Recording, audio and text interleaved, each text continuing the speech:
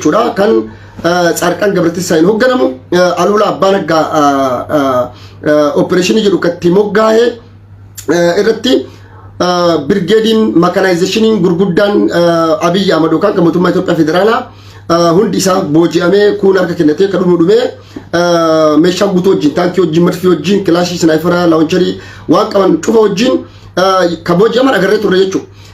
Yeroo sanattis gaa ilmaan Oromoodha ilmaan miskiinanii sabaaf sablammoota Itoophiyaa keessatti argaman hedduun isaanii lubbuu isaanii baraaruudhaaf jecha kaayoo qabsoo kaayoo fi akeeka kan qabneef wareegama hin taane hin kafallu jedhanii harka kennatan san keessatti gaa video hundi miidiyaan New York Times Reuters BBC Al Jazeera miidiyaalee hedduun gabaasaa ture tallaqa ruucaa san irratti gaa Colonel Bacaa dabalee Photoshopidha video shoppii godhanii kana godhan malee waraanni kenna akkanatti hin booji'amne ka jedhus dubbachaa turan jechuudha. Injifannoo simaa ammoo gama isaaniitiin kasaaraa gama lolaatiin yookaan gama waraanaatiin siyaasa irra gahaa ture san haga tokko miidiyaadhaan ofirraa qolachuudhaaf yaalaa turanii itti milkoofne jechuudha. Achi boodas gaa opereeshiniin garaagaraa gaggeeffamaa ture.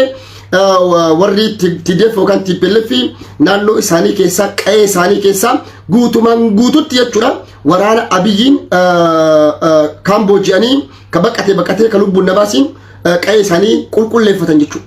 Yeroo qe'ee isaanii kana qulqulleeffatanitti Abiyyi akka mo'amee naannoo san keessaa hin baanetti dubbate jechuudha. Muummichi ministeeraa paarlaamaa keessa taa'ee jechuudha.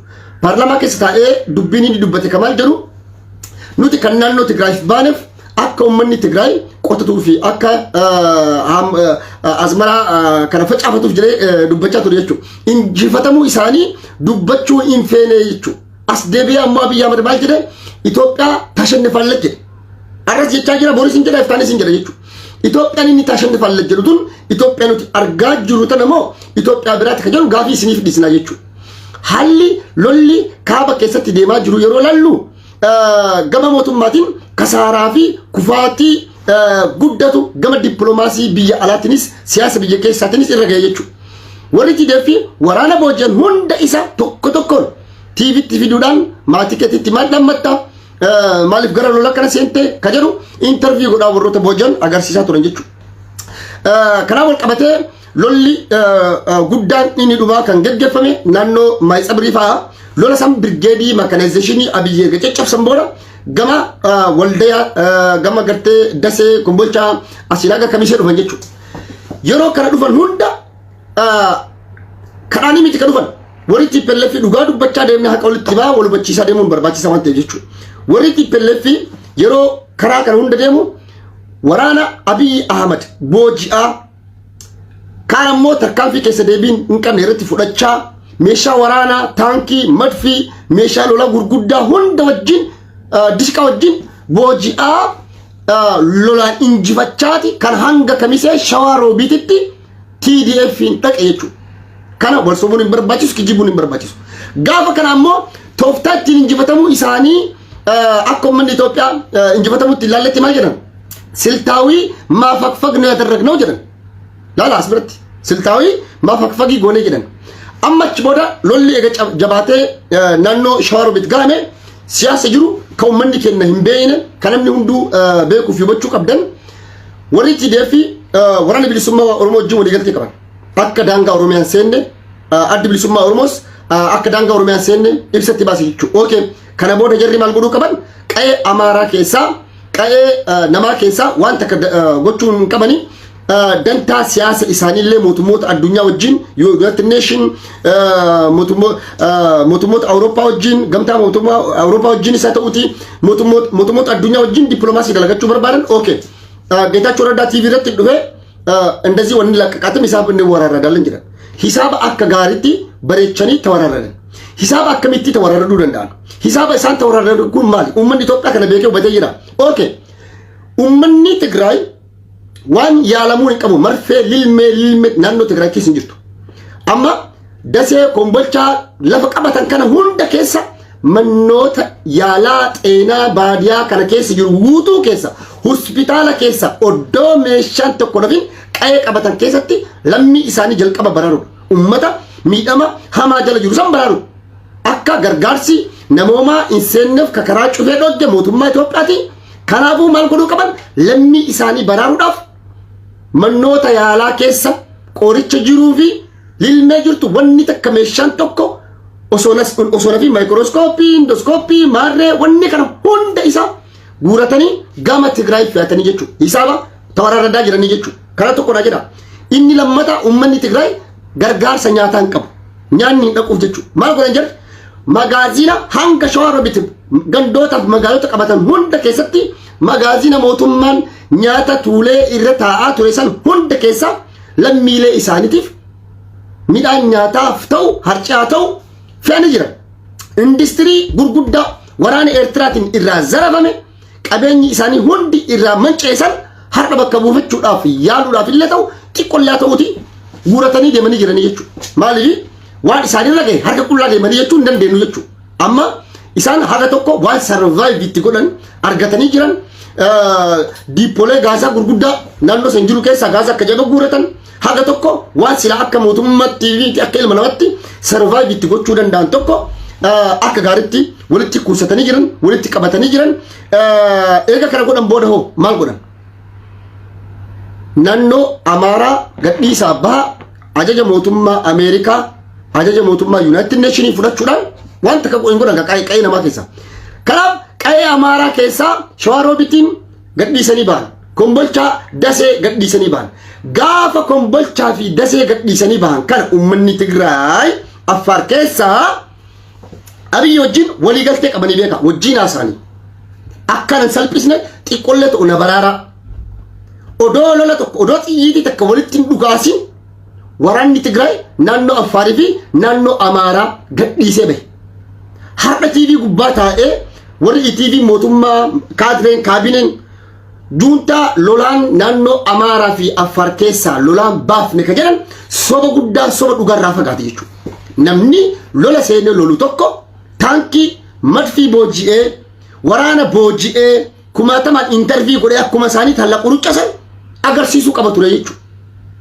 Yeroo dhukaasni geggeeffamus mootummaadhaan kaameraa qabami miidiyaa qabami waraabee lammiilee biyyaatti lola akkanaa godhaa jiran. Viidiyoon nuti argaa turre waraanuma callisee bu'eetuma bosona keessa biyyoo jiyyaa umalee lola dhukaasa gurguddaa geggeesse hin agarre jechuudha. Akkuma biyyi miidiyaa irratti dhufee nu kiyyibaa ture gaara korobtaa gurguddaa kana qabannee jira kana qabachuu deemna erga TPLF guyyaa 5 booda naannoo san qe'ee san gadhiistu waraanni Abiyyi dhufee qabataa jechuudha.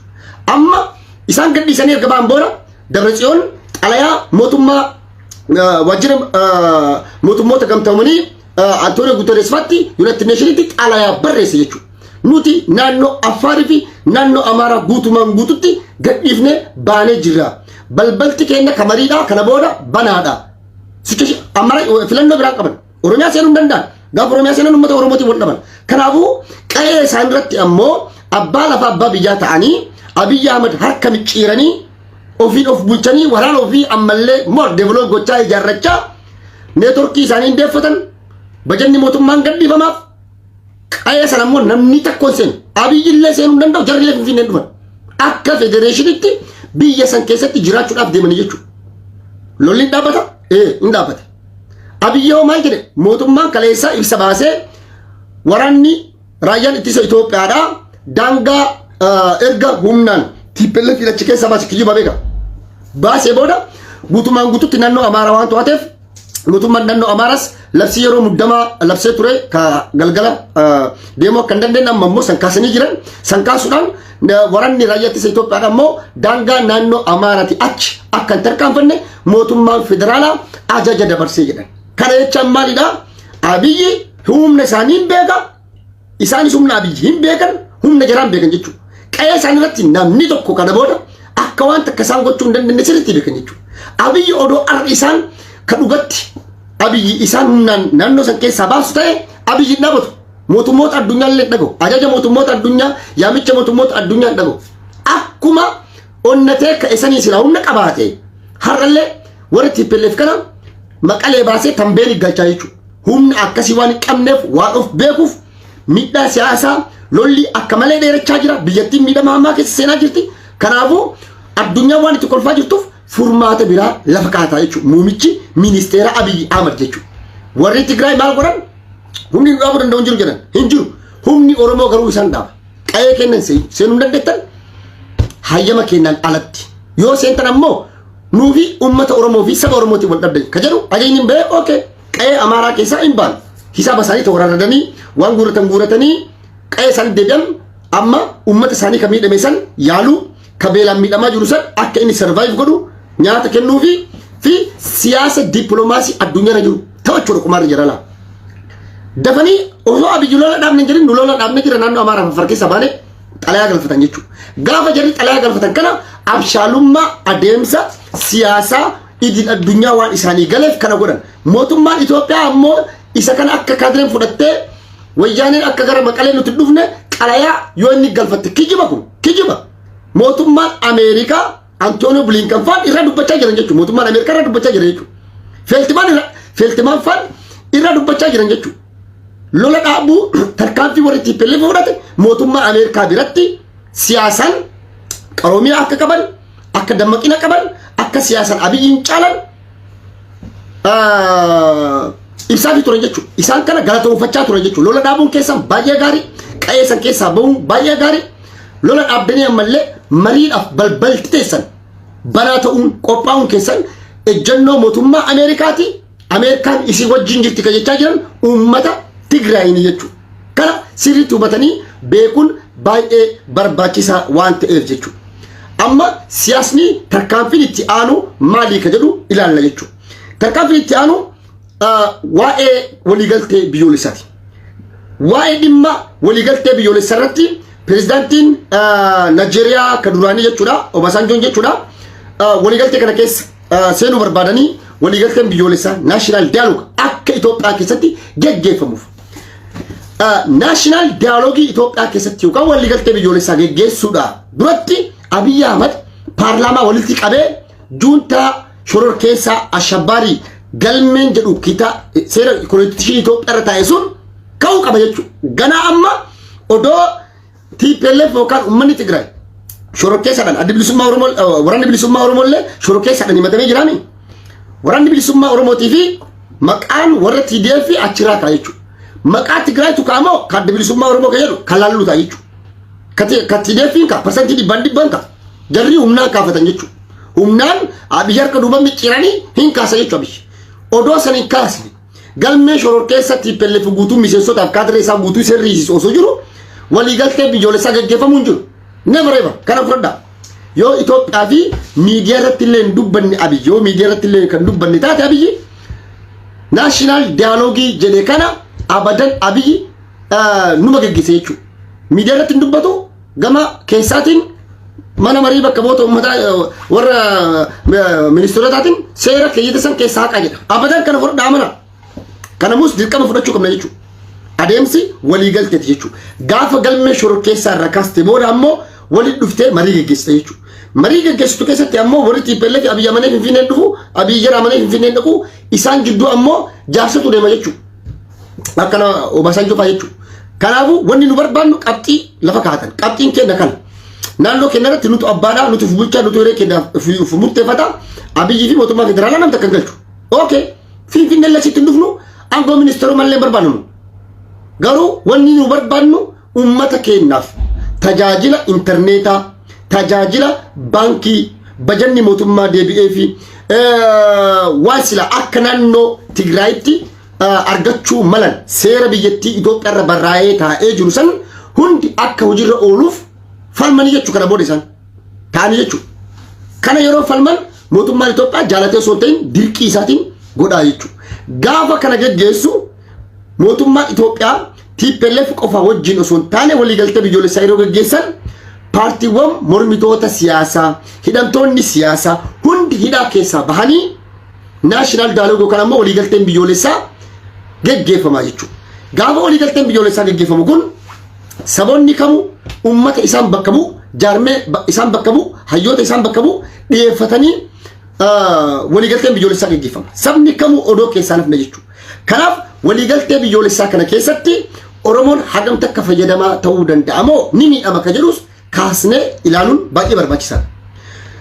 Waliigaltee biyyoolessaa Abiyyi geggeessu kana keessatti addi bilisummaa Oromoo fakkeenyaaf kaafanfaan نيدياتو كيست نيرماتو هاسوافي فدين بلسقنا في كادري أمو مالي أوكي أبي أمر مال برباد جارميني سياساتي في أنغوني سياسة كمو أن موتما تأو موتي تربفا تأو في منيلك سدفا تأو ناف إرغني بكمتي أنا في كنينة ولي قلتي بيولسا كيستي هرماتشو إندن دأو كجرو كوبريسي جرايشو موتما بلسقنا أكا سيرا في هيرا ولي قلتي بيولسا بيوت بررا موتنو فرنوتي ولي قلتي بيولسا كجيفمو كاما ولا بتأين جيفمو كاما سيفيلي كان قلتي يونايتد نيشنز را غمتا اوروبا را غمتا افريكا را قامون نيموت موتا اولرا دوفن قاما ولا بتو ناشونال دوالوجي كان لميله بيجا قاما سياسه كاميرا ولا بتا وجي ولي وجي انتودان بلبل بناني ولتجي اوبريشني مري جگيسنيچو ابيس اكميسيسه توكوتي بارتي بلصغنا بكميدو ولي قلت بيجو لساكسبتي ولانتم ما دوني بلصغنا نو غرو دندو توكل نينجو كافوني سكا كافودو وري هيما قبل كان بوردين فيلنو اسام بيجو اما بوردين فيلنو ادبل سما اورومو جال داود سالان درفمو بيك غرو ابي ادبل سما اورومو هيلتن شراتن امته قام امتليرا دبا فايچو اسان كلتو مكا ادبل سما اورومو تدو فايچو كافولو كتوتاته بكمتي كنينف نمني فيلنو اتي وجي اودو ابي يوجين فيلنو درغومين ابي يموتو ما اجته بكمتي كنو فينني نمو جي فيلنو درغومين نما فيلنو كيسا إيتي سباسي واجر كي تشوفي مسيسا كي جملة لدي كانت جيسي كامن إلتي جملة سر راغوري كان موتو ما أجتة بكمتي كني تدي ولي قلت بجولسا سوجين كيسو نندي إني سينا يبو يچو أتيس بكمتي كنو في نندي يچو بلبل تيچو هذا يچو كناف كامني ولي قلت بجولسا كيسو نابا تكون كامني ولا باكون ياميچ أفيرا جارموتا سياسة بيجتي أورجينال إسا رغاسا ياميچ كوديفي ياتني ولي قلتن ترابيزا رتي تاعمي أكسيتي ولي قلتن بيوليسا ولي وجين جيف فما يجو مالي أكا بلسقنان بربادوتي ولانتوما بلسقناتين أبا بربادو أريتي كافو فرجيدي دلقتي أدبلسوما أورمو فرجيدي تلفتي درانو لفاقردي هجتي كان في الدي ناشينال ديالوغو جتو تاتي أما اللي شراهما تجرا نجينا في تسقبين واران بي إثيوبيا سنرتي رفو إندن داو يجو موتوما كن نجينا وارا التفويس كابو بيتي سرتي في دوف قبي دامتي يجو بيسا كيستي تسقبين سياسة تسقبين نجينا أبو أكا دفوف موتو ما كنا ملي بل تيسا شوف هذا يجو موتو ما كنا ملي موتو ما شيران ديمو يجو موتو ما نبي موتو ما مني سرف على الدرفمو موتو ما شيرا غرغدا باتي ديمو كيستو أورومو بلي سراف Oromoo irratti xiyyeeffate kan hojjechaa fi dalagaadhaa jiruudha jechuudha. Yeroo kana jennu ammoo waraanni bilisummaa Oromoo hoo bifa kamiin affeerama akkamitti achi keessatti hirmaata biltsiginnaan yookaan badhaadhinni adda bilisummaa waraana bilisummaa Oromoo waboo affeeruudhaaf qophiidha. Waboo noo waliigaltee biyyoolessaa kana fudhachuudhaaf qophiidha. Waraana bilisummaa Oromooti yoo waliin galle uummata Oromooti walii galuu dandeetta. ولقلت بيولسا هيون نورمو كيسنجري ولقلت بيولسا جتو دندنا ولقلت بيولسا وراني بيسوما أورمو كيسنجري ولقلت بيولسا تورندا بيجتي تو كسنيف نجايا وارا فيدو دندا يو هما أورمو نفيدو هنجت جيسنا كجدن تاتي هنجت جيسنا غرو توفي أمة أورمو تيف كابن كأجرسي سنجتو أمني أورمو سبني أورمو وما تكفيدون دندو وانت كقولون دندو هم ناس دندتس بكم ساس هنك أبو جري نفتنيكي سيتو في جرايتو كان سيرتي بكرم أما وريتي بلفي جالتي وصونتين أبيجي ديل كامي هاك دوبتي ميشيراني كبالالا أكا إني وليقلتي بيوليسا قولو غوشا أكا إني لولا أبو غوشا إنتي وفا ملكة مقالي كابنا تنبين سنة هندي بيان أم ملكة سن هاقا وقامي كا لولا كن دابتو إما ديما لولي يجو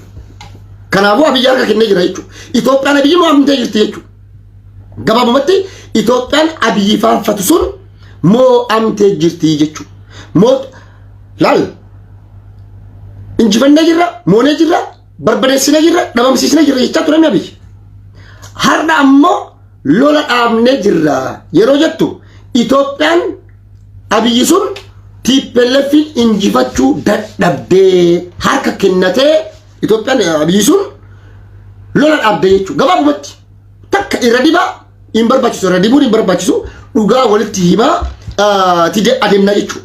Kanaaf gabaabumatti waan jechuu barbaadu waliigaltee biyyoolessaa geggeeffamuuf deemu kana keessatti Oromoo miidhaa hamaa fi miidhaa cimatu akka irra gahu toonatti mul'ata jechuudha. Walumaan kan agarru ta'a. I think kan kaabofaa hayyoota Oromoo dhugumatti waliigaltee biyyoolessaa san keessatti hirmaachisanii hayyoonni Oromoodhaa waraana bilisummaa Oromoo waboo kophatti dhiisanii waliigaltee biyyoolessaa kana keessa seenanii marii ni geggeessanii marii waraanni bilisummaa Oromoo keessa hin jirre. Laala kanallee na qabadda. Oromoo jidduutti rakkoo guddatu dhalachuuf deema waa'ee waliigaltee biyyoolessaa ma jedhamu kana irratti jechuudha. Abiyyi huqqina waraana bilisummaa Oromootiif beekamtii kenne. Waraanni bilisummaa Oromoo angoo isaan malu gaafii uummata inni gaafachaa fi qabsaa'aa jiru sun deebii argatee qa'ee naannoo bulchuu qaba jedhu bulchee haqa qabatee Tigreeleen bar naannoo qabattee bilisumsitti maraa bulchaa jirti qa'ee sirriitti jechuudha. Waraanni bilisummaa Oromoo Oromiyaa bulchuu qaba. Kanaafiyyuu bilchiginaan akka bilchiginatti biyya keessatti mootummaa ta'etti fufa ka jedhuuf baay'ee waan komplikeetii ta'ee fi waan rakkisaa tokkotu uumamuudhaaf deemaa jechuudha. Kanaaf furmaanni isaa I think kana fakkaata mootummaan kun mootummaa yakka gurguddaa dalage warri waliigaltee biyyoolessaa gaggeessuudhaaf iyyuu warri yakkoota dalagaa seeratti dhiyaachuu qaban yakkoota gurguddoo warri kasaaraa siyaasaa biyyattii tanatti keessatti fide qaama TPLF irraallee haa ta'u qaama mootummaa federaalaa irraallee haa ta'u seeratti dhiyaachuu qaban aangoos gadhiisuu qaban jechuudha. Guutumaa guututti qaama siviilitu walitti dhufee waliigaltee biyyoolessaa geggeessaa jechuudha. Kanaaf wal qabatee waan jechuu barbaade tokko maalidha? Waa'ee OPDUuti. Egaa kan hundi kenna akkuma beeknu OPDUU PP jechuun ergamtoota ilmaan Oromoodhaa sirna Minilikii fi sirna Tigree jalatti nu gabroomsaa warra ture jechuudha. Akkuma beekamu qabsoon uummanni Oromoodhaa jaarraa cinaa oliif geggeessaa ture mirga abbaa biyyummaadhaa mirga hiree mataa ofii murteeffachuu hanga fotoqanii riippaabilika taanee of dandeenyee biyya keenya irratti qe'ee keenya irratti lafa keenya irratti abbaa lafaa abbaa biyyaa ta'uu qabna. Ofiin of bulchuu qabna hiree mataa keenya ofii murteeffachuu qabna jedhanii qabsoo eegalan gootonni Oromoodhaa jechuudha. Seera Maccaaftuu lama irraa eegalii fincila qotee bultoota Baalee irraa eegaliitii qabsoo waraanni bilisummaa adda bilisummaa Oromoo gaggeessaas tures qabsoo jaarraan faan waaqoo guutuufaan taddasa birruufaan gaggeessaa turan hundi isaa jechuudha. Qabsoo mirga abbaa biyyummaa yookaan ammoo tinuu qabsoo gartee hiree mataa ofii murteeffachuuti jechuudha. Egaa qabsoo hiree mataa ofii murteeffachuudha fi ofiin of bulchuu kana uummanni Oromoodhaa bifa gootummaa qabuun bifa tokkummaa qabuun wareegama qaqqaalii kaffaluudhaan hanga wareegama lubbuu kaffaluudhaan lafeetti caccabsanii dhiiga isaaniitti dhangalaasuudhaan wareegamni gurguddaan qabsoo kanatti kafalamaa ture kafalamaas jira jechuudha. Garuu qabsoon Oromoodhaa diinota kaabarraa dhufan TPLF Tigree Amaaraa sitti ol darbuudhaan jechuudha. Oromoo irratti ol darbuudhaan Oromoo gabroomsichaa ture jechuudha. Garuu qabsoo Oromoo bilisummaadhaaf kalaa ture fincila barattoota keessatti isaa ta'uuti bara 91 isaa ta'uuti bara 2018 isaa ta'uuti qabsoon Oromoodhaa ilmaan diinota sameen yookaan warra kibbarraa dhufaniin osoo kaabarraa dhufaniin osoo hin taane Tigraay yookaan warra Amaaraatiin osoo hin taane bara darbanis sirnoota Minilik keessas ilmaanuma Oromootiin qabsoon Oromoodhaa gufachaa fi butamaa duubatti deebi'aa fi bacancaraa ture jechuudha. Kakana bacancarsaa ture ilmaanuma Oromooti jechuudha. Ilmaan Oromoo hangaftichi qabsoo sabaa Oromoodhaa dura dhaabbatee uummanni Oromoodhaa akka sirna gita bittaa Habashaa yookaan sirna nafxanyaa sirna Minilik jalatti kufu godhe goobana daaceti jechuudha. Goobanni daacee yeroo mootummaa Minilik turetti jechuudha. Akkuma Abiyyi kana nama aangoo guddaa qabu nama gartee biyyattii san irratti waan hedduu uumuu fi waan hedduu gochuu danda'uu fi saba isaa fayyaduu keessattis gama sabaa isaa goree innis eenyummaa isaatiin boonee mataa ol qabatee qa'ee Oromoo irratti Oromoo akka abbaa lafaa akka biyyaa ta'uuf carraa fi hiree guddaa qabaachaa ture jechuudha. Garuu inni gara saba isaa goruu dhiisee saba isaatiif diina ta'ee saba Oromoo Minilikiif bitamuu dide irratti miidhaa gurguddaa geessaa uummata Oromoodhaa jumlaadhaan fuudhee Minilikitti nu as rakkabee nu kenne jechuudha. Minilikis achi booda goobana daacee matamasaa namni har'a saba isaa kan akkana gochaa jiru alallee bornaan dhiisu jedhuun isallee nyaatee ajjeese jechuudha. Achi boodas ka seenaan Minilikii fi seenaan Abiyoot Kaasaayee xiqqoo waan irratti falkaatu jira jechuudha. Akkuma beekamu qabsoo birmadummaa qeerroon Oromoodhaa wareegama qaqqaalii kaffalaa godheen qabsoon Oromoodhaa as geette jechuudha. Qabsoon bilisummaa Oromoon geggeessaa ture tokkummaadhaan geggeessaa ture qabsoo cululuqtuu qabsoo injifannoo gurguddoo qabsoo tarsiimoo masakamte qabsoo imaammata gaarii qabduu fi uummata Oromoo kaabaa kibbatti baay'eetti kallattii afraniin walitti qabdee bifa seenaa Itoophiyaatii miti Afrikaa keessatti dhagaameen beenen tokkummaadhaan uummanni ka'ee qabsaa'ee sirna Ihaadig ofirraa kuffise. Sirna Ihaadig olaantummaadhaan kan hoogganaa ture qaama TPLF kan kaabarraa dhufe jechuudha. Kana yeroo jennu qaamuma kaabarraa dhufetu Oromoo tana yeroo yerootti walitti darbaa deema jechuudha. Egaa akkas egaa sirna dargin sirna Ihaadig kan dura ture san ofirraa foqqolchinee kuffisne booda ammoo ummanni Oromoodhaa amanee diinatti aangoo kenne jechuudha. Odoon beekin odoon hubatiin aangootti kenne Abiy Ahmad akkuma Minilik goobana daacee godha jechuudha. Har'a naafxanyoonni isa wajjin ta'uudhaan illiitiin Amaaraa Abiy wajjin ta'uudhaan isa ergachaa saba Oromoo irratti miidhama kana jedhamne miidhama gurguddaa irra geessuudhaan qabsoo demokraatoo Oromoodhaa qarqara gubbaa ga'e. Oromoon mirga abbaa biyyummaa falmateessan wareegama qaqqaalii kafaleessaniif firii argatee ifatti bahuudhaaf yookiin hiree mataa ofii murteeffachuu fi ofiif bulchuu fi gaaffiiwwan gurguddoo bu'uura ta'an gaafatise argachuudhaaf qaccee gubbaa gahee Oromoon biyya Itoophiyaa dimokiraatessuudhaaf jalqabbii jalqabe kan qabsoo Oromoodhaa fuudhee nafxanyatti akkuma goobanni daacee fuudhee Minilikitti kenne har'allee Daani'el Kibratii fi nafxanyootatti qabsoo Oromootii fi injifannoo Oromoo ilmaan Oromoo jumlaadhaan fuudhee kan ilmaan Minilik itti gurgurate Abiyoot Kaasaayee Minilik sadaffaa Abiy Ahmad jechuudha. Kun dhugaa dirree gubbaa jiru kan wanta kan waliin sobne jechuudha. Qabsoo kana fuudhee achitti kennuu irratti akkuma beekamu hayyoota Oromoo gootota Oromoo jajjaboo kan amanamoo kan saba isaanii hin ganne kan dantaa sabaa hin sharafne kan gartee injifannoo sabaa injifannoo uummata isaaniitii fi dargaggoota qeerroo Oromoo hunda waardiyyaa ta'anii abukaattoo ta'anii eegan amaanaa uummanni Oromoo itti kenne jabeessan kan akka Jawar Mammaffaa Baqqalaa Garbaafaa kan akka gartee Kuneel Gammachuu Ayyaanaafaa kan akka Jaalabdii Raggaasaafaa kan akka gartee Hamzaa Booranaafaa gootota hedduu har'a hidhaa keessa Abiy Ahmad kaa'e jechuudha.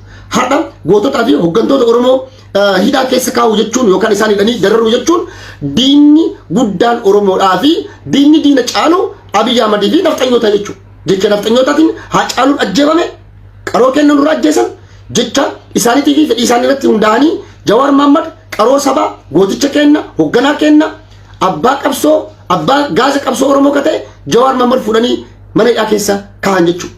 Qeerroon galata dhabee maqaan shoror keessatiin hidhamee reebamee mana hidhaa keessaa baafamee ajjeefama. Akkuma Boorana keessatti argaa turre akkuma gartee Amanuel Wandimuu Dambidolloo addabaabaayii gubbatti ajjeesan akkuma gartee Neqabteetti leengadda dargaggoota Oromoodhaa hidhaa keessaa baasanii rashanan akkuma gartee abbaa kabbee kabbiitoo koomedii jechuudha.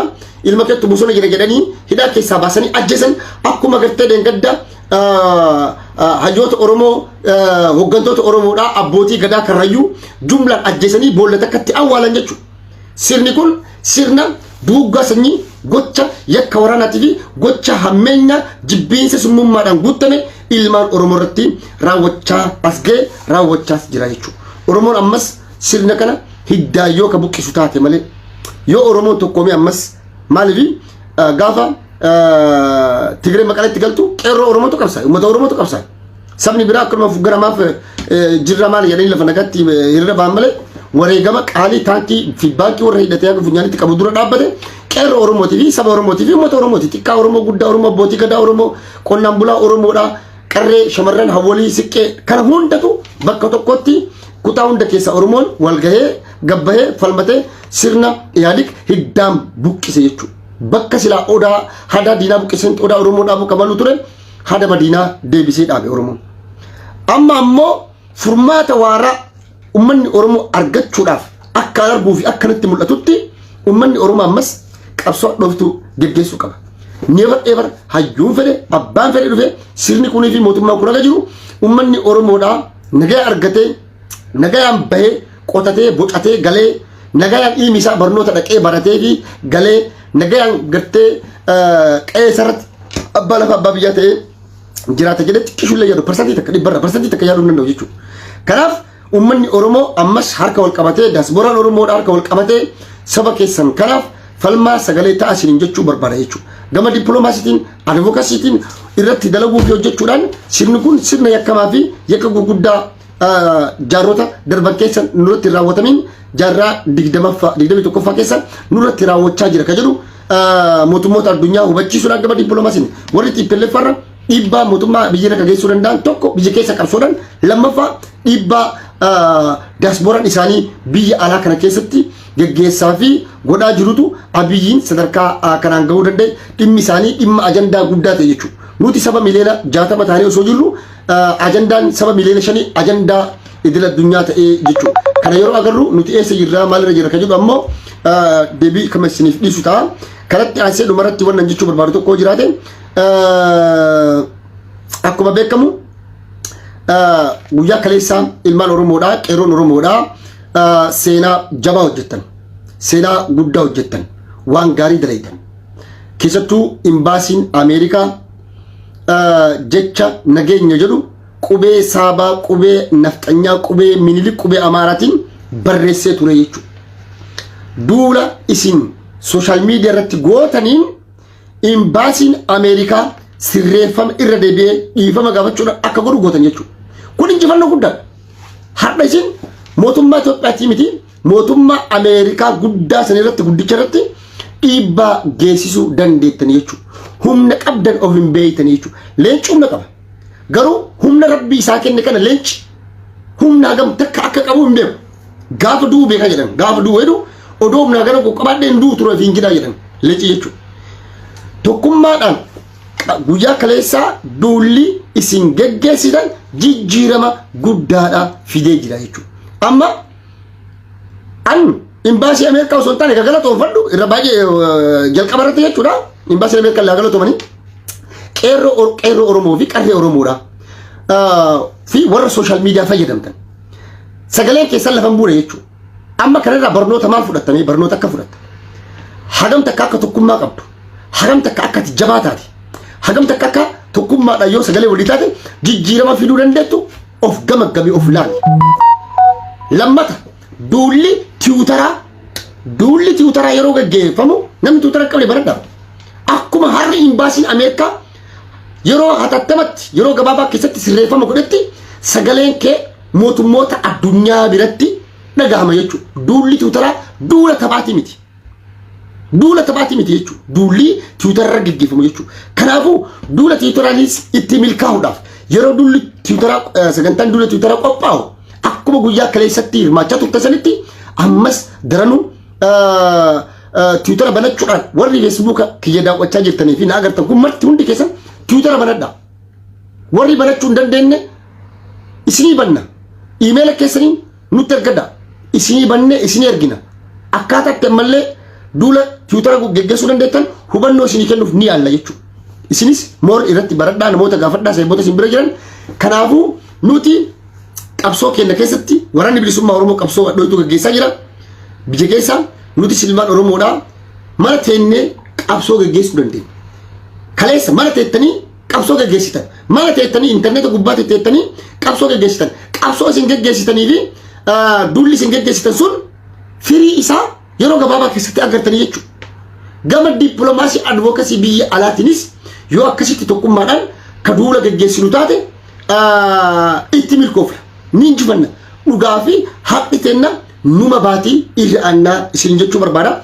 Hojii boonsaa hojjettanii galata dachaa qabsaa'ota Oromoo biraa fi saba Oromoo biraa qabdanii of galatoonfadhaa.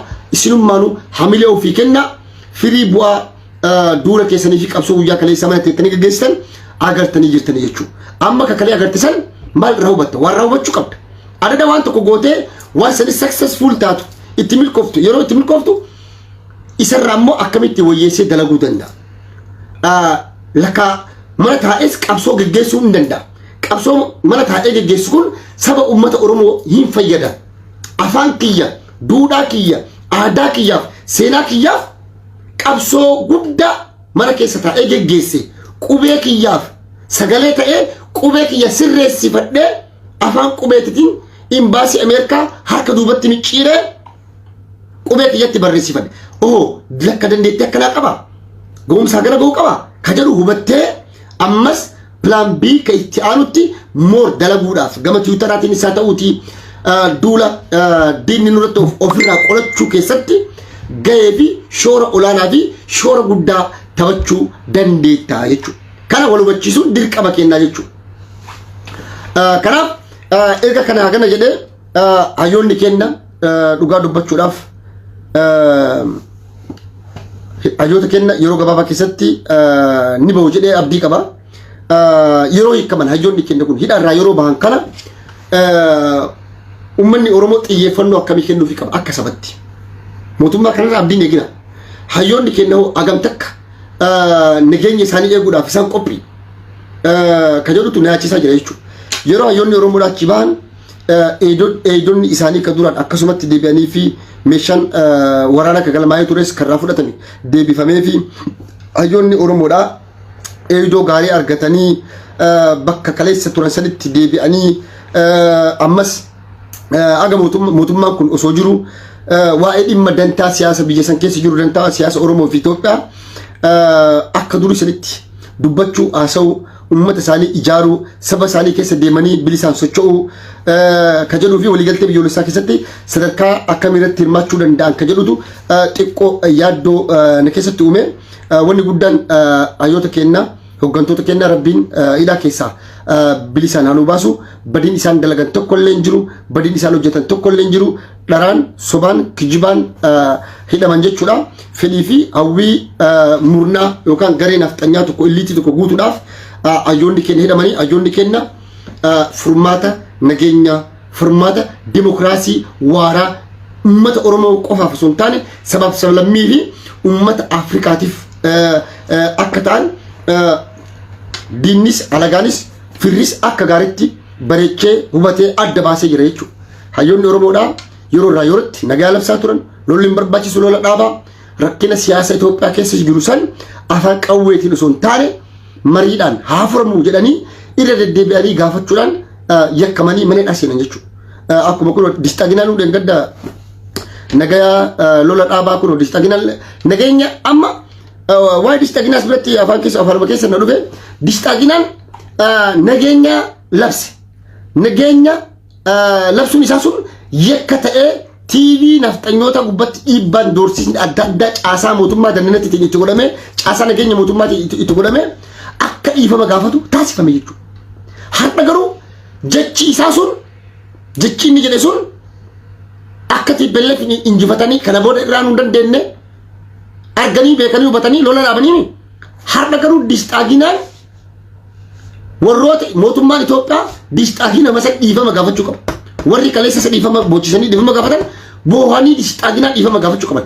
Yoo dhugatti biyya san keessa namummaan yookaan namoonni ka jiraatu taate jechuudha. Distaaginallee dhufeetuma osoo du'e yaarra sii dadhabataa baay'isoo in ajjeesanii inni maaliif akka saba keenyatti miti namni tokko kaayoo qabaachuu qabda kaayoo fi jennoo qabaatte kaayoo saniif akka saniif ni duuta wareegama lubbuu qaalii kafalta jechuudha. Har'a distaaginaan osoo inni nagayaa san labsee achiin mootummaa hin ajjeesu silaa osoo ajjeesallee mootummaa ajjeese jedhanii alaattan isa fudhata responsibilitii hin ajjeesu dhimma dorsan malee namni tokko shi dorsee jechuun si ajjeese jechuu miti. Kanaaf seenaa qabsoo biyya isaanii keessatti qabsoo dorsiin akkasii waan isa mudatee hin beekneef sodaatee dhufee dhiifama gaafate. Odoo garuu guyyaa san isa ajjeesan taate distaagina sila siidatu biyya Itoophiyaa sanatti dhaabbataaf. Garuu dhufee maaltu tuqe malee dhiifama gaafate. Dhiifama gaafate maaltu tuqe malee dhiifama gaafachuudhaan hin mallee jechuudha. Wanni isa dhiifama gaafachiisu hin jiru. Lola dhaabaa nagaa buusaa jechuun yakkaa miti. Yakka shorokkeessummaa miti. Yakka tokkollee miti. Amma mootummaan kun jecha inni jedhe san hojiirra oolchuudhaaf lola dhaabee jira jedhe mootummaan. Lola dhaabee. Kanaafuu ambaasadoroonni kenna hayyootaan kenna goggattoonni kennas nageenya labsaa turan. Namni nageenya labsu biyya Itoophiyaa keessatti yakka ni yakkamta ni hidhamta maqaa intalisti maxxansa shanee juuntaa yookaan mootinuu shororkeessaa targaa injiristi maxxansaniituma mana itti darbanii jechuudha. Biyyi akkasii fi sun ammoo biyya taatee akka itti fufuu hin dandeenye hayyoonni keenya itti himaa turan. Yoo Itoophiyaan akka amma biyyifaan itti deeman kanatti deemti hayyoota Oromoo hiitee kan ajjeestaa caaluuf ajjeesaa ammallee kan gudeeda qabeenya nama mancaasaa diinagdee biyyattii diigaa yoo ka deemamu taate biyyittuun akka biyyatti itti fufuu hin dandeettu nagaa argattee akka biyyatti deemuu hin dandeettu nagaa argattee buluu hin dandeettu akka tokko jechuudha. Rakkina diinagdee rakkoo siyaasaa hawaasummaa dippiloomaasii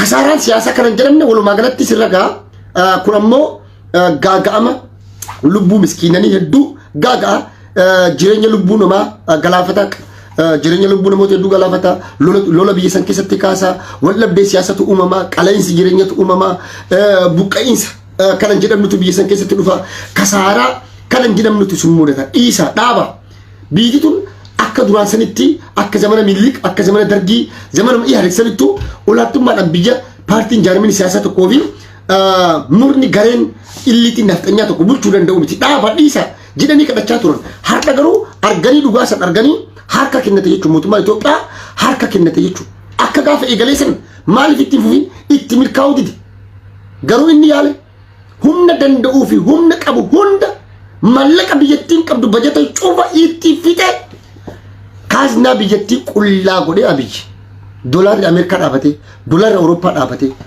qaleensi jireenyaa samii seenee waraana biyyattii keessatti labsee miskiina ijoollee xixiqqoo meeqa kun gudeedamee kun du'ee kun ajjeefamee kun qabeenyi meeqa manca'ee hospitaalonni jettaa industiriin biyyattiin qabdu kaampaaniileen gurguddaa lagam ga'u wanti biiliyoona doolaara meeqatti lakkaamu Itoophiyaan booxiqqaate Itoophiyaa waggaa 30 duubatti deebitee jirti kana naamana waggaa 30 duubatti deebinee jirra gana zeero jennee bakka dheengadda gaafa jawaarfaan dhaman irra turre san diinagdeedhaan illee siyaasan Itoophiyaan achi deebi'uudhaaf mootummaa ana jedhe ka dimokiraatawaa fedhe osoo dhufe waggaa 20 booxiqqaate xiqqaate 20 haqi 30 mootummaa kun biyya san achitti deebisuuf Tigraay hin jiru qayyeen Tigraay hin jiru naannoo Amaaraa akkas hin jiru birri biiliyoona meeqa industirii kaampanii meeqatu kasaara jira mallaqni kaasnaan biyyattii keessa hin jiru kanaaf har'a mootummaan xabbashee waan godhu dhabee daasbooraa biyya alaa jira katate amma hisaaba dalagaa kaalkuleeshinii ifuma keessanii abiyyi daasbooraa miliyoona tokko yaame biyyatti akka galaniif yeroo biyyatti galan daasbooraa miliyoona tokko xayyaara Itoophiyaa malee akka muranne ajaje xayyaara Itoophiyaadhaaf galiin galaa jechuudha xayyaara kaampanii mootummaatii kaampanii mootummaa kanaaf doolaarri gala jechuudha namni miliyoona tokko fakkeenyaaf dhaqaaf gala Ameerikaaf Kanaadaa Awurooppaa irraa qarshii doolaara 1,000 tikeeta murata namni tokko doolaara 1,000 miliyoona tokko baay'istu biiliyoona takka dhaqa jechuudha doolaara biiliyoona takka jechuun mallaqa guddaa mallaqa akka malee guddaati biri mallaqa Itoophiyaatti hojii jiru gara biiliyoona 70 yoo iti biri mallaqa Itoophiyaatti jechuudha namni kun ammallee qarshii 1,000 xayyaaraan yoo murate yoo xiqqaate jechuudha qarshii 1,000 xayyaaraan yoo murate inni itti aanu ammoo ammallee namni kun maatii qaba biyya Itoophiyaa irraa doolaara 5,000 keessatti qabatee deema doolaara osoo hin sharafin Itoophiyaa dhaqee Itoophiyaatti sharafata jechuudha sharafa alaa argataa mallaqni nasii fuudhee deema kun hundi achi qaba jechuudha nama tokkorraa yoo xiqqaate doolaara 5,000 argataa jechuudha biyya kaalkuleeshinii nafxanyoonni deemtu lana doolaara 5,000 yoo ka jennu taate nama miliyoona tokkorraa Itoophiyaan biiliyoona 5 argatti jechuudha waan mallaqa abbaayin gaddabu hagaadhaan mallasfaan waggaa 10 itti faajanii boondii jinnii maarree itti bitan kana jechuudha amma doolaara biiliyoona 5 abiyyi argachuudhaaf nama miliyoona tokko 5,000 xiqqaati tikeettaa fi wacii isaa hojii 5,000 caalaati xalamni tokko maatii qabdaa waan adda addaa qabattee deemtaa achitti bashannanu jira waan meeqa jira doolaara kiisa qullaa macha hin deemtu biyya kanarra okay namoota kana keessa miliyoona tokko keessa abiyyi meeqa argata namana hoo xiqqaati miliyoona takka keessa nama 100 takka yoo argate guddaa namni 100 doolaara 5,000 yoo baaseef abiyyiif gara birrii biiliyoona namni 5,000 kalkuleeshinii dalagu qabnes maallaqa guddaa argata abiyyi diasporaan Oromoo sa'a kanatti galee Abiyyiif yookaan mootummaa kana akka inni deebi'ee ilmaan Oromoo fixu gochuu irra odoo mallaqa irra xiyyaarratti yaabbattee biyya dheetu san mooraa qabsoo bilisummaa Oromoo itti jabeessite anaaf waan guddaa saba keetiif illee waan guddaa siifis waan guddaadha. Mallaqa xiyyaara kennitee kafaltee Itoophiyaa dheetti bashannantu san waraana bilisummaa Oromoo yookaan qabsoo mooraa qabsoo bilisummaa Oromoo jabeessuudhaaf yoo wacii goote yoo mooraa qabsoo bilisummaa Oromootiif galii goote qabsoo guddaa gaggeessite wareegama guddaa kaffalte saba keetii fi ofii keetis obboleessa kee maatii kee fayyaddee jechuudha. Gabaabumatti jechuudha. Kanaaf diasporaan Oromoo hin deeman jedhee yaadu ilmaan naftanyaa ammoo Tigreen hin deemtu Oromoon hin deemtu naftanyoonni hin deemanii naftanyoonni deeman ammoo kun dalagaa qabaa boqonnaadhaaf namoonni muraasni hin deeman garuu as biratti wanni ani irraanfadhe tokko jira. WHO beekanii miti WHO World Organization Health jechuun bara haarawa gaddeemu kana Tigreen bakka mara nama qabaachuun bargaa'e qaban lubbuu keessan dhabuu caalaa tikeetta keessan dhabuu caalaa tikeetta keessan kaansilii godha jedhalla nagaa asinitti maa jira kana ka jedheenudha WHO dha jechuudha. WHO'n vaakeshinii bara haaraa Abiyyi ummata Itoophiyaa yaame akka hin deemne dhoggee jira. Fakkeenya Jarmanii fudhadha. Jarman gaafa ji'a kana guyyaa 28 irraa eegalee lammiin Jarmanii marfee diratee lilmee diratee qabu Jarmanii keessaa bahuu hin danda'u. Ziyaaraa biyya takka dhaquu hin danda'u. Vaayirasii omikroonii kana sodaatanii filaayitiin takka akka hin deemne lammii isaanii dhoggan.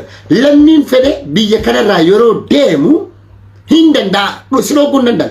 Gaafa biyya kana deebitu mana keetitti galuu hin dandeettu.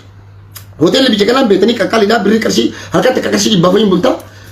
Torbaan lamaaf kwarantiinii seenta. Ka mootummaan si kenne hoteela mootummaan qabattee maallaqa kee kafaltee amantee seera kana guuttee itti amantee yoo deemte gaafas deebitullee maallaqa guddaa si eeggata. Nyaata kee hoteela kee of dandeettee torbaan lama kwarantiinii seenta jechuudha. Kanaaf Abiyyi nama meeqa argata ka jedhu kama waliin ilaallu ta'a jechuudha Abiyyoota kaasaa jechuudha. Kanaaf egaa irra hagana isiniin jedhee ingaana fakkaata gara daqiiqaa 50 deemee jira.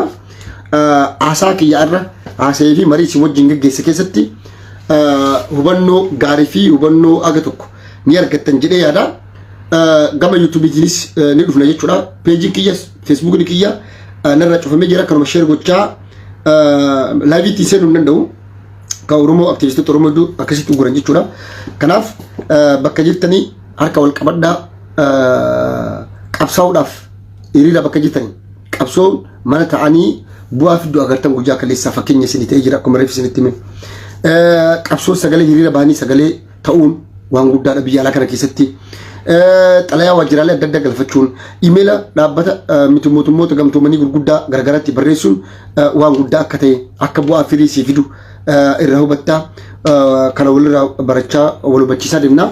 Kaarraaf jedhe asumarratti xumuraa nagaa keessa naa jiraadhaa isinin jaaladhaa rabbiin dhugaa kenna haqa kenna irraa haa nu aansu dhugaaf haqa kenna nuuf haa deebisu rabbiin bakka kalees irraa maqnetti nu deebisee ummanni Oromoo abbaa lafaa abbaa biyyaa ta'ee qe'ee isarratti mirga isaatiin hiree mataa ofiif murteeffatee ummanni Oromoodhaa akka ofiin of bulchuuf rabbiin kadhadhaa bakka jirtanii hayyoota kennas rabbiin nagaa naa nu baasu achiis baanii hayyoonni